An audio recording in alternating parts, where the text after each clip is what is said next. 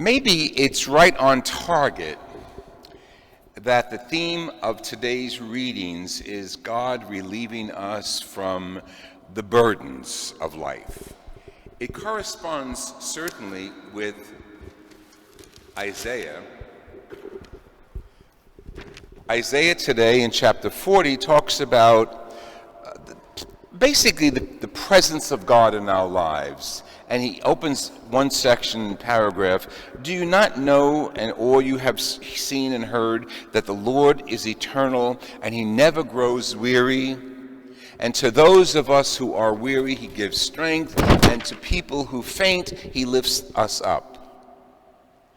Well, Isaiah is saying that because the people of Israel at the time he was writing this were tired, waiting for the Messiah, waiting for the Messiah. When will he arrive? When will we be free of the burdens of the Romans? Well, and all the other cultures that invaded the Holy Land. We'll talk about that in a second, but you know the answer to that. Eventually the Messiah did come, born in Bethlehem. And this is the season of waiting, again, for his return in glory. This season we call Advent, as you know.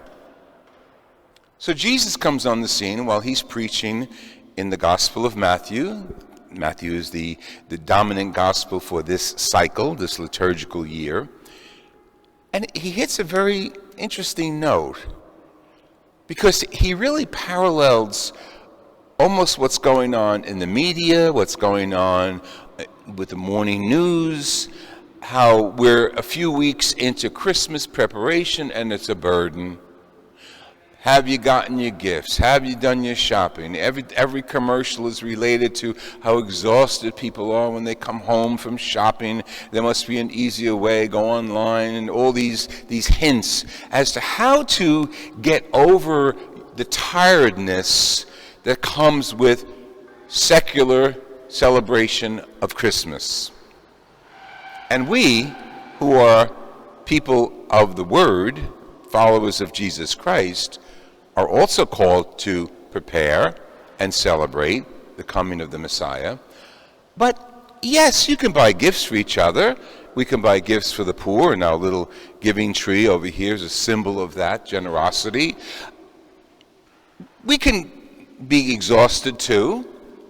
But if we put it in perspective, if I'm tired because I'm decorating, or because I'm preparing the way of the Lord, or because I'm buying some gifts, if I'm come home exhausted because of the preparation I'm making for Christmas, we're invited today to stop, look, and listen to Jesus, who says, "Come to me, all you who are burdened, and I will give you my burden, which is light.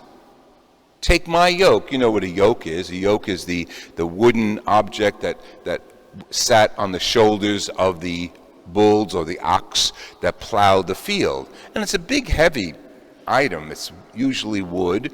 And I remember seeing one for the first time in like a little village, reconstructed village, up on the wall in a barn. And I asked the guide, what is that? "That's a yoke." He says, he knew I was a priest. He said, "Father, you know what a yoke is." Yeah, I don't know what a yoke is. Never learned what a yoke is in theology class. He says, "That's a yoke. It goes on the shoulders of the oxen as they pull the plow through the fields, and it's very heavy."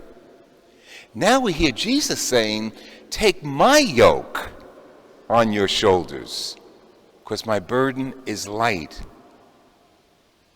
So we have to re-look at why we're tired during this season of preparation.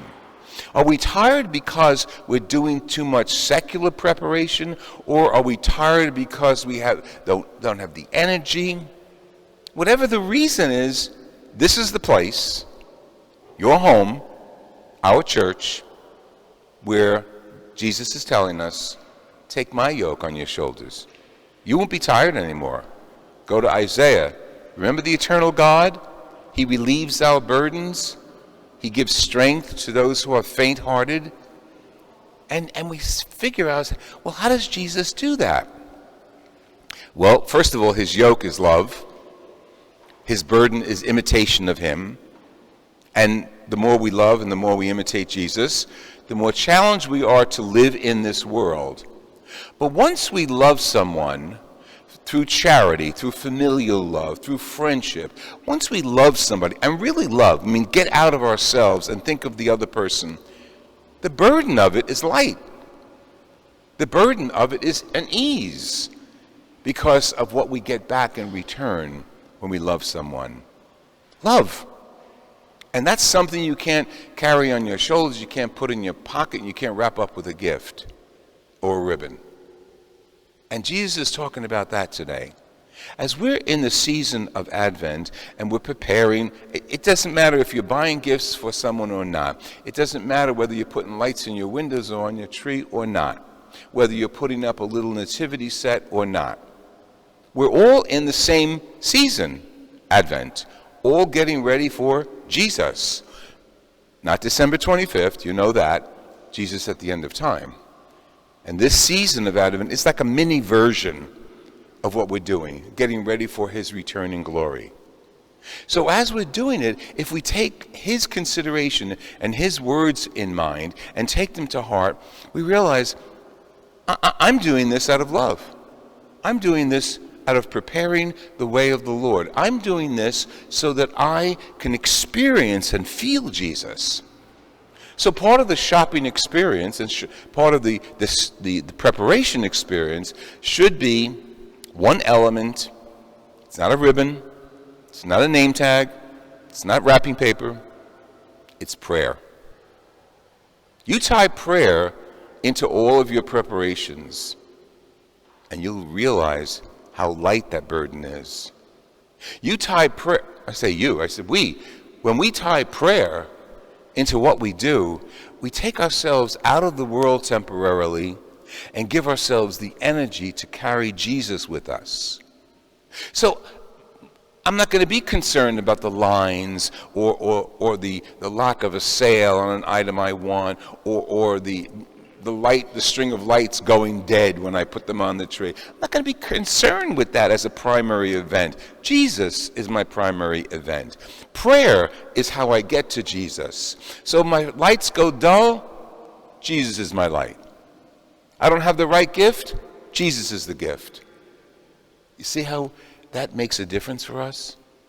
When we change our perspective and make Jesus the center of our lives and the center of our season of preparation. We're here together, walking alongside the secular preparation for Christmas. Which do you choose? Choose to follow Jesus and carry his yoke? Or choose to follow the main department stores and carry their credit card bills? It's up to us. How do we prepare?